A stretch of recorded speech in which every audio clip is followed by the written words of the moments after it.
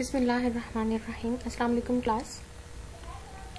आज का जो हमारा टॉपिक है वो है mechanical loads on human body. ठीक है, हम क्या पढ़ रहे थे? हम पढ़ रहे थे kinetic concepts for analysing human movement. ये आपका 3rd चैप्टर है। ठीक है, और उसका हम जो आज टॉपिक डिस्कस करेंगे वो है mechanical loads on human body. ठीक है,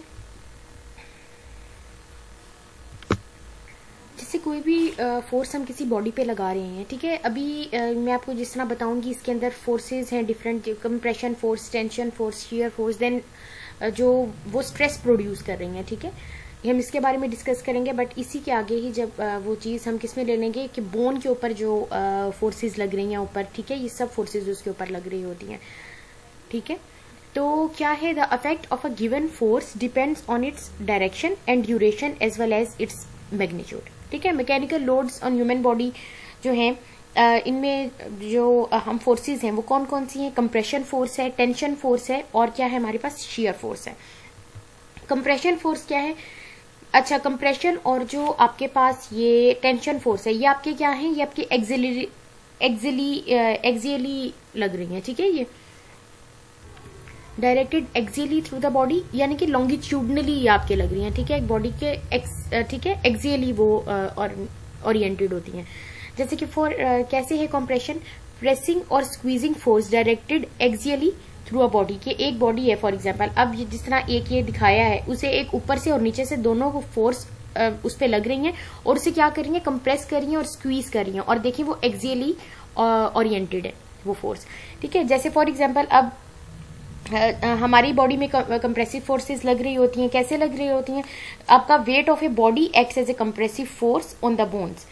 ठीक है, that supports the weight of that portion of the body above it. For example जैसे कि आपके वर्टिब्रास हैं। ठीक है, वर्टिब्रास क्या है? एक वर्टिब्रा के ऊपर दूसरा लगा हुआ है, सारे एक दूसरे के ऊपर लगे हुए हैं। जब आप एक इरेक्ट पोजीशन के अंदर होते हैं तो क्या है? आपका वेट उधर से क्या हो रहा होता है? वो ट्रांसमिट करती है, और कौन सी फोर्स लग रही होती है? वो कंप्रेसिव फोर्स उसके ऊपर लग रही होती है। ओके, जब आप अपनी इरेक्ट पोजीशन के अंदर होते हैं, जो भी वर्टिब्राज हैं, जो बिलो वर्टिब्रा है वो अपर वर्टिब्रा का उसने, ठीक है, उसे सपोर्ट कर रहा है। इसी तरह हर वर्टिब्रा अपने ऊपर से वाले से अपने ऊपर वाले वर्टिब्रा को सपोर्ट कर रहा है, और ये जो फोर्सेज ऊपर लग रही होती हैं, ठीक है, वो क्या कर रही है? कंप्रेस कर रही है। कंप्रेसिव फोर्सेज और वर्टिब्रा है। ठीक है, अब इसी के ही ऑपोजिट, कंप्रेशन के जो ऑपोजिट है वो आपकी आ जाती है आपकी टेंशन। ठीक है, टेंशन क्या है? पुलिंग फोर्स है। ये क्या है? ये वाली जो फोर्स है ये पुशिंग फोर्स है। ठीक है, दोनों तरफ से लग रही है और पुश कर रही है। ठीक है, और वो क्या है? पुलिंग, वो भी एक्सियली ओरिएंटेड है, बट क्या है? उसमें स्ट्रेचिंग फोर्स है directed axially through a body. ये आपकी आ जाएगी टेंशन। जैसे फॉर एग्जाम्पल एक बच्चा है, वो स्विंग के ऊपर, ठीक है, वो झूला झूल रहा है। अब वो जो जिस रस्सी के थ्रू ऊपर से लटका हुआ है नीचे, ठीक है, वो झूला लटका हुआ है, वो जिस तरह ये जो स्विंग्स होते हैं, तो ये क्या है? वो क्या कर रही है? वो जब वो बच्चा बैठेगा तो क्या होगा? वो उसके जो रस्सी है दोनों तरफ, उस पे कौन सी फोर्स लग रही होगी? वो टेंसाइल फोर्स लग रही, टेंशन जो है वो फोर्स, टेंशन प्रोड्यूस हो रही है उसके अंदर। एक स्ट्रेचिंग फोर्स है, लेकिन कहाँ पे ओरिएंटेड है? Axially through a body oriented है। ठीक है, सो ये इसकी एग्जांपल हो सकती है। जो दूसरी फोर्स है वो है आपके पास आ जाती शियर। अच्छा, अब muscle produce tensile force that pools on attached bone. ठीक है, जैसे फॉर एग्जांपल अगर आपकी बॉडी अभी एल्बो फ्लेक्शन के अंदर है, अब ठीक है, आपके मसल्स ने क्या फोर्स प्रोड्यूस किया और वो स्ट्रेच किया है, जो आपके बाइसेप्स आपके क्या है? स्ट्रेच किया है, तो साथ उन्होंने क्या किया? बोन को भी साथ लेके चले गए हैं। ठीक है, तो ये वो कहना चाह रहे हैं कि muscles produce tensile force that pools on attached bone. जिस बोन के ऊपर वो लगे हुए हैं, जाहिर बात है उसे भी उन्होंने अपने साथ पुल कर लिया। सो दिस इज टेंसाइल फोर्स। अच्छा, जो दूसरी फोर्स है वो है शियर फोर्स। उसमें क्या है? ये पैरेलल लगती है। ठीक है, वो जिस तरह हमने बताया था कि वो एक्सियली लग रही है, ये कौन सी होती है? Directed parallel to a surface. जैसे कि कंप्रेशन और आपकी टेंशन है, वो क्या है? वो आपकी लॉन्गिट्यूडनल एक्सिस पे लग रही होती है ना। ये आपकी क्या है? ये पैरेलल आपकी लग रही होती है। जैसे फॉर एग्जांपल जब आप अगर आप अपनी नी जॉइंट की मूवमेंट देखेंगे, जो ये जो ऊपर से आपके फिमोरल कंडाइल है, ठीक है, वो आपकी जो उसमें अगर वो जो टिबिया प्लेट्यू है, वो जब उसकी मूवमेंट होती है, ठीक है, तो वो पैरेलल मूव करता है। ठीक है, वो उसके पैरेलल मूव कर रहा होता है। फिमोरल कंडाइल नहीं, आप टिबियल प्लेट्यू की बात मैं कर रही हूँ। ठीक है, जो नीचे आपकी टिबिया के प्लेट्यू हैं वो उसकी अगर हम बात करें, जैसे कि फॉर एग्जाम्पल जैसे वो स्काई जंपिंग होती है, ठीक है। अब उसने लैंड करना है, जमीन के ऊपर लैंड करना है, तो उसमें क्या है, जब वो लैंड करेगा, जो आपके नी जॉइंट में मूवमेंट जो उस वक्त होगी ना, उसमें जब वो ऊपर जब नी जॉइंट पे आपकी मूवमेंट किस तरह से होगी, अगर आप ये फील करके देखें कि आप लैंड कर रहे हैं, ठीक है। सबसे पहले क्या होते हैं, आपके नीज बेंड करते हैं। जब वो नीज बेंड करते हैं ना, तो फिर आपकी वो शियर फोर्स, उसे आप फील करके देखें और ये करके देखें तो आपको खुद पता चलेगा कि वो जो टिबियल प्लेट्यू पे कौन सी क्या हुआ है, शियर फोर्स उस पर एक्ट की है, ठीक है। तो ये एक एग्जांपल है शियर फोर्स की, जैसे कि इस पिक्चर में भी शो किया हुआ है कि जो शियर फोर्स क्या है, पैरेलल लग रही होती है। अच्छा, स्ट्रेस, ये हम पहले भी फर्स्ट सेमेस्टर में भी पढ़ चुके हैं। स्ट्रेस क्या है, फोर्स पर यूनिट एरिया, ठीक है, जो फोर्स अप्लाई हो रही है। और स्ट्रेन क्या है, जो डिफॉर्मेशन प्रोड्यूस हो रही है, ठीक है। एक ओरिजिनल लेंथ है, जैसे कि फॉर एग्जांपल एक इलास्टिक है, मैं उसे पुल कर रही हूँ, ठीक है। अभी उसकी स्ट्रेस क्या है कि अभी मैंने उसके ऊपर स्ट्रेस लगा है, मैंने उसे पुल किया है, ठीक है, दोनों तरफ से मैंने उसे खींचा है, लेकिन अभी भी उसके अंदर रेजिस्टिंग फोर्स है कि वापस मैं अपनी ओरिजिनल पोजीशन के अंदर चला जाऊंगा। ये आपका क्या हो जाएगा, ये स्ट्रेस हो जाएगा। लेकिन स्ट्रेन आपका क्या है, ठीक है, जो उसके अंदर आपकी क्या है, डिफॉर्मेशन प्रोड्यूस होगी है, लेकिन उसकी भी एक लिमिट होती है, ठीक है। जिसके बाद अगर वो लिमिट, जिसे हम इलास्टिक लिमिट कहते हैं, वो इलास्टिक लिमिट जब खत्म हो जाती है, ठीक है, तो फिर उसके बाद क्या हो जाता है, फेलियर आपकी तरफ आप जाती हैं, यानी कि फिर आपकी बॉडी वो क्या हो जाता है, उसके बाद वो डिफॉर्मिटी क्रिएट हो जाती है, ठीक है। ये तो चीज पता है ना, हुक्स लॉ, ये आप लोगों ने फर्स्ट ईयर सेकेंड ईयर में भी पढ़ा होगा। तो स्ट्रेन क्या है, deformation, amount of deformation divided by original length, ये आपका क्या है, ये स्ट्रेन, ठीक है। अमाउंट ऑफ डिफॉर्मेशन फिर उसकी divided by original length, that's strain. अच्छा, स्ट्रेस जो होता है, अगर हम देखें स्ट्रेस, जिस तरह मैंने अभी फोर्स बताया है कि कंप्रेसिव फोर्स है, देन टेंशन है, और फिर आपकी शियर फोर्स है, इसी तरह ही जो स्ट्रेस है वो क्या है, उसकी भी क्या है, कंप्रेसिव स्ट्रेस है, टेंसाइल स्ट्रेस है, टेंशन जिस पे लिखा हुआ है this is tensile stress, shear stress, then torsion and bending, ठीक है। ये बोन के लिहाज से, अगर ये मुझे बहुत अच्छी पिक्चर मिली, मैंने यहाँ पे लगा दी है वो, कि अगर देखें कंप्रेसिव स्ट्रेस क्या है, कि आपकी जो फोर्स एक्ट कर रही है और उसमें कंप्रेशन प्रोड्यूस हो रहा है, स्ट्रेस, ठीक है। आपकी जिस तरह बोन है उसके अंदर क्या है, वो फोर्स ऐसे एक्ट कर रही है कि अगर ऐसी फोर्स अप्लाई कर रही है जो कि वो क्या कर रही है, पुश कर रही है, ठीक है। फॉर एग्जांपल जो इसके अंदर पार्टिकल्स हैं, उन्हें आपस में, जो बोन है, ठीक है, ये जो बोन के अंदर जो स्ट्रक्चर है उसे पुश कर रही है, उसे कंप्रेस कर रही है, देन वो क्या होगी, कंप्रेसिव स्ट्रेस होगा।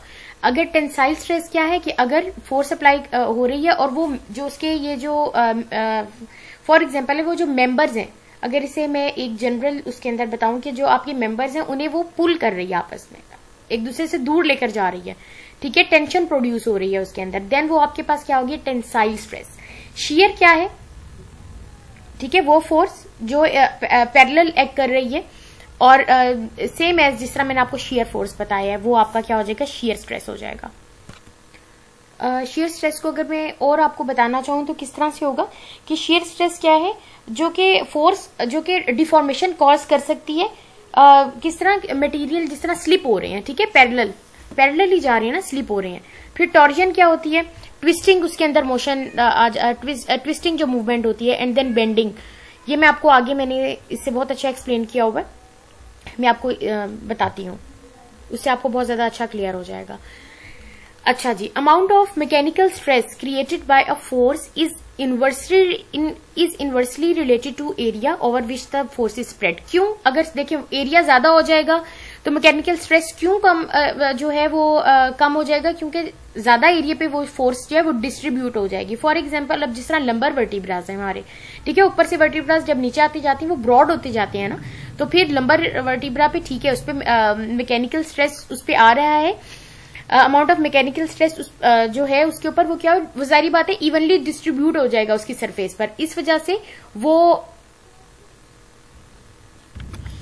जैसे कि अगर मैं आपको ये सिंपली बताना चाहूँ कि अगर जिस तरह एक इंसान खड़ा हुआ है, ठीक है, अब एक स्ट्रेट खड़ा हुआ है, अब होना तो ये चाहिए कि स्ट्रेस उस पर, कंप्रेसिव फोर्सेज इंक्रीज हो रही हैं, लेकिन और लंबर पे सबसे ज्यादा होनी चाहिए, ये जो स्ट्रेस है वो सबसे ज्यादा होना चाहिए, क्यों बट ज्यादा नहीं होता?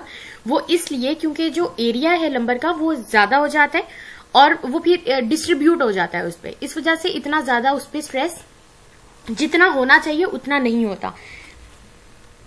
तो इससे सिंपली हम क्या कह सकते हैं कि जो अमाउंट ऑफ स्ट्रेस प्रेजेंट है उसके ऊपर लंबर वर्टिब्रा के ऊपर, वो डायरेक्टली प्रोपोर्शनल नहीं है अमाउंट ऑफ वेट बॉन्ड के, ठीक है, क्योंकि लंबर जो वर्टिब्राज हैं वो बड़े हो जाते हैं, ठीक है, और फिर वो उनपे डिस्ट्रीब्यूट हो जाता है।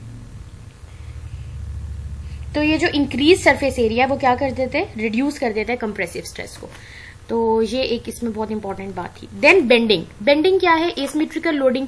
जब बेंडिंग है उसमें क्या होगा, आपकी जब फॉर एग्जांपल अगर आप वैसे ही नीचे कोई चीज उठाएं नीचे से, ये आप वैसे अपनी बॉडी में ही देख लें, बेंडिंग में एक साइड पे क्या हो रही है, कंप्रेशन आपकी प्रोड्यूस हो रही होती है, और दूसरा आपका क्या हो रहा है, आपकी लॉन्गिट्यूडनल एक्सिस पे टेंशन प्रोड्यूस हो रही है, ठीक है। एक तरफ से आपके स्ट्रक्चर्स अपार्ट जा रहे होते हैं, दूसरी तरफ से कंप्रेस हो रहे होते हैं, ठीक है। इसी तरह ही अगर हम बोन में देखें उसका भी यही वाला हिसाब है। देन आपके पास आ जाता है ये एक्सियल, आप लोगों को पता है कि directed along the longitudinal axis of body होता है। अच्छा, उसके बाद टॉर्जन क्या है, ये ट्विस्टिंग है, ठीक है। अगर हम इस वाली पिक्चर को देखें, टॉर्जन क्या है, ट्विस्टिंग है, बॉडी में प्रोड्यूस हो रही है। अगर हम बोन में देखें तो बोन में भी टॉर्जन प्रोड्यूस होती है, और किस अलोंग है, लॉन्गिट्यूडनल एक्सिस, ठीक है, लॉन्गिट्यूडनली ओरिएंटेड होती है। बेंडिंग अगर देखें इस पिक्चर में, मैं आपको दिखाऊं, अगर बेंडिंग करेंगे एक तरफ से क्या है, कंप्रेसिव फोर्सेस है, दूसरी तरफ से आपकी क्या है, टेंसाइल, टेंशन प्रोड्यूस हो रही है, ठीक है। और मैं लेक्चर का जो चैप्टर है उसका पूरा जो टॉपिक होता है उसका एसेंस आपको क्लियर करती हूँ, बट उसे पढ़ना बुक से ही आप लोगों का काम है, आपने जरूर पढ़ना है, ठीक है। अगर मेरे लेक्चर के जब लेक्चर मेरा है उसी वक्त ही पढ़ लेंगे तो आपके कॉन्सेप्ट्स बिल्कुल ट्रांसपेरेंट हो जाएंगे, बिल्कुल क्लियर हो जाएंगे, ठीक है। कंबाइंड लोडिंग क्या है? अब कंबाइंड लोडिंग क्या है, केवल ये जो लोडिंग की फॉर्म्स हैं इनमें ये साइमल्टेनियसली जब आए, ठीक है, वो क्या हो जाती है, हमारे पास कंबाइंड लोडिंग हो जाती है। डिफॉर्मेशन क्या है? When an external force is applied to human body several factors influence whether an injury occurs, ठीक है। अब उसमें क्या है, अगर हम डिफॉर्मेशन को वैसे भी देखें जिस तरह मैंने आपको स्ट्रेन का बताया था, ठीक है, वो डिफॉर्मेशन क्या है, चेंज इन शेप आ रही है, ठीक है। और अगर वो स्ट्रेस कंटिन्यू रहेगा और स्ट्रेस डलता ही रहेगा, हटेगा नहीं, तो क्या हो जाएगा, फिर डिफॉर्मेशन में से भी चीज आगे निकल जाएगी, फिर उसकी इलास्टिक लिमिट जो थी वो खत्म हो जाएगी, फिर वो फेलियर की तरफ चली जाएगी, और फिर क्या होगा, ये आप लोगों ने ये वाली चीजें पढ़ी होंगी हुक्स लॉ में, ठीक है, कि जो स्ट्रेन है वो directly proportional to the stress है। जितना स्ट्रेस बढ़ता जाएगा, जाहिर बात है फिर स्ट्रेन जो पहले तो डिफॉर्मेशन प्रोड्यूस हुई है, लेकिन जब स्ट्रेस हटेगा ही नहीं तो क्या हो जाएगा, वो डिफॉर्मेशन और बढ़ती जाएगी, ठीक है। इसकी इलास्टिक लिमिट जो थी वो खत्म हो जाएगी वहां तक, और उसके बाद क्या हो जाता है, बोन है तो फ्रैक्चर हो सकता है, ठीक है। कोई चीज है, जैसे कोई सी भी चीज है वो डिफॉर्म हो सकती है, टूट सकती है, ठीक है, फिर फेलियर की तरफ वो चीज चली जाती है। यही इसमें बताया हुआ है लोड डिफॉर्मेशन कर्व। जिस तरह मैं अगर आपको बताऊं इसका कि ठीक है, एक तरफ फोर्स लग रही है, ठीक है, स्ट्रेस फोर्स है, जो स्ट्रेस है वो फोर्स ही है, और एक तरफ डिफॉर्मेशन फॉर एग्जांपल वो स्ट्रेन है, ठीक है। तो अब क्या हो रहा है, फोर्स लग रही है, यहाँ पे एक इलास्टिक लिमिट है, ठीक है, यहां तक है, ये प्रोड्यूस हो रही है डिफॉर्मेशन आहिस्ता आहिस्ता उसके अंदर, लेकिन अब उसकी एक डिफॉर्मेशन, एक उसकी इलास्टिक लिमिट है, बस उसके बाद अगर वो डिफॉर्म नहीं होगी फिर वो, ठीक है, उसके बाद क्या हो जाएगा, वो जब इलास्टिक लिमिट खत्म हो जाएगी तो उसके बाद वो किसकी तरफ चीज पे जाएगी, वो फेलियर की तरफ जाएगी, लेकिन एक पॉइंट ऐसा आ जाएगा जहां पे अल्टीमेट फेलियर पॉइंट आ जाएगा, ठीक है। ये अगर आप वो पिक्चर मैंने नहीं डाली, बट वो यही पिक्चर थी, इसी को ही डिनोट कर रही थी वो पिक्चर, ठीक है। अच्छा, जिस तरह मैंने आपको टॉर्जन में एक और भी चीज बतानी थी कि टॉर्जन, जिस तरह मैंने आपको बताया कि ट्विस्टिंग है बॉडी, ठीक है, लॉन्गिट्यूडनल एक्सिस पे बॉडी में ट्विस्टिंग हुई है, तो लेकिन टॉर्जन में एक ये चीज बहुत इंपॉर्टेंट है जो आपने अपने जहन में रखनी है कि टॉर्जन ट्विस्ट तो हो रहा है लॉन्गिट्यूडनल एक्सिस के अराउंड, लेकिन टिपिकली क्या होता है कि एक एंड आपका फिक्स है और दूसरे एंड पे जो आपके, ठीक है, वो टॉर्जन हुई है, ठीक है। एक एंड फॉर एग्जांपल अगर ये बोन देखें, ये वाली बोन देखें टॉर्जन वाली, जहां पे टॉर्जन, अब नीचे से फॉर एग्जांपल वो बोन फिक्स है और ऊपर से, ठीक है, एक एंड उसका पे उसने जो है वो रोटेट किया, सो दिस इज टॉर्जन, इसी तरह ही जब ये स्काई डाइविंग होती है, ठीक है, जब वो लैंड करते हैं ना, तो कभी कभी जिस तरह फेलियर हो जाता है, तो क्या होता है, फुट के ऊपर पूरी बॉडी का वेट आना होता है। जब फुट तो जमीन के ऊपर आ जाता है, वो फिक्स पोजीशन में होता है, लेकिन उसमें क्या होता है, एक एंड तो फिक्स हो गया, लेकिन ऊपर से जो बॉडी है ना, जब एक्सीडेंट होता है, स्काइंग एक्सीडेंट होता है, तो बॉडी आपकी रोटेट कर जाती है, तो टॉर्जन उसके अंदर आ जाती है, जबकि आपका फुट फिक्स्ड होता है। ठीक है, सो ये आप इस तरह भी इसे ले सकते हो। ये एक बहुत अच्छी एग्जाम्पल है आपको समझने के लिए।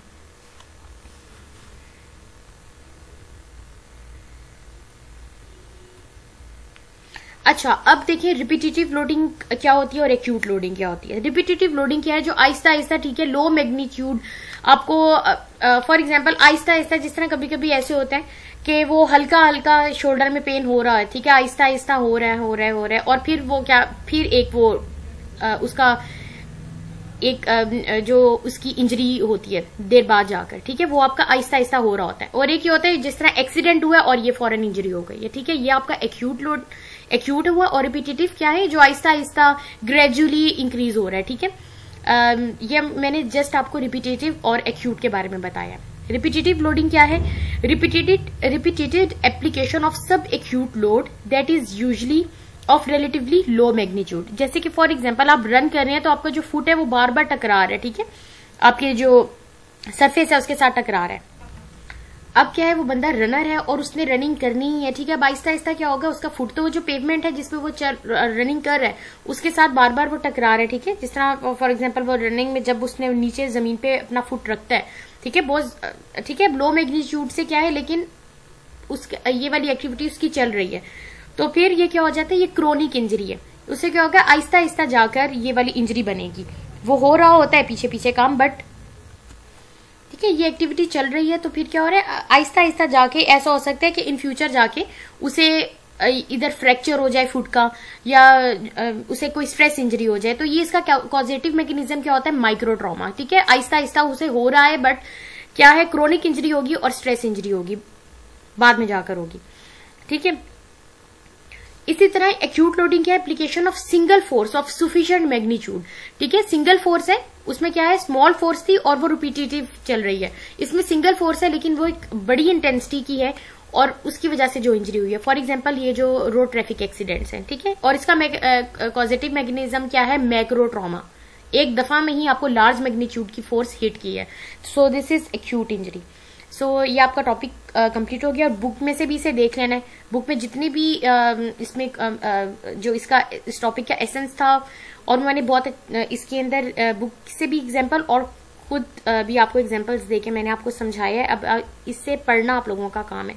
काइंडली इमरान बी सीरियस, आप बिल्कुल सीरियस नहीं है, ठीक है, और आपका बिल्कुल भी रिस्पॉन्स नहीं आता।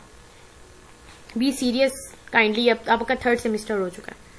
ओके, अल्लाह हाफिज।